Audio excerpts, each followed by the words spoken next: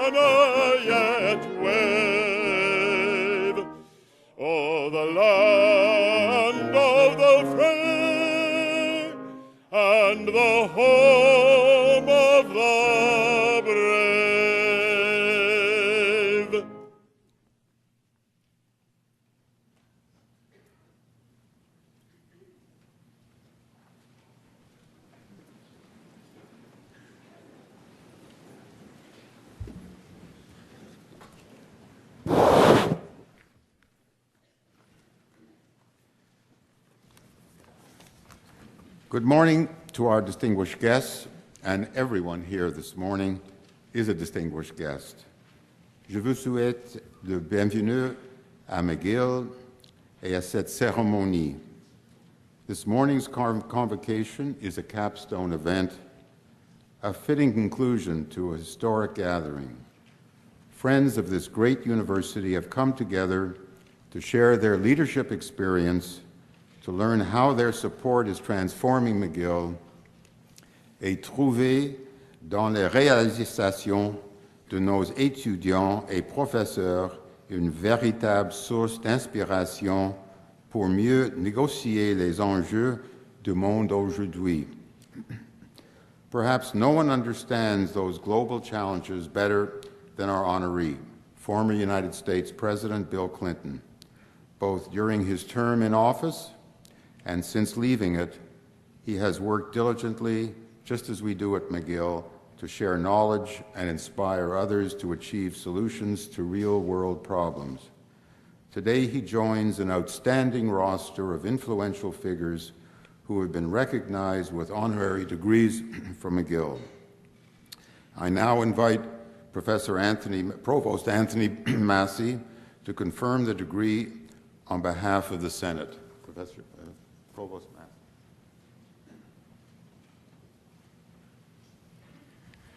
Thank you, Mr. Chancellor. While it is normally the custom of McGill University to confer honorary degrees in our spring and fall convocations, this special and unique event, as part of our Leadership Summit, allows us, and we are delighted to, award this degree today. As Provost of McGill University, and by virtue of the powers conferred upon me by the University Senate, I declare that on the 20th of May, 2009, the University Senate resolved that the degree of Doctor of Laws, honoris causa, be bestowed upon President William Jefferson Clinton. En ma qualité de vice-principal exécutif de l'Université McGill et en vertu des pouvoirs qui me sont conférés par le Sénat, je déclare que le 20 mai 2009, le Sénat de l'Université a décidé de décerner le grade de docteur en droit honoris causa au President William Jefferson Clinton. I now invite Principal and Vice Chancellor Heather Monroe Bloom to introduce our most distinguished honorary degree recipient.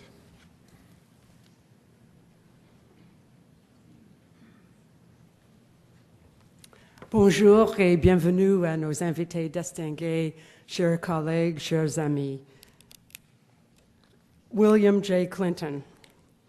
We honor today William Jefferson Clinton, 42nd President of the United States of America, a global leader and human rights champion of extraordinary breadth and vision. In so doing, we celebrate the achievements of a man recently dubbed an exuberant American original.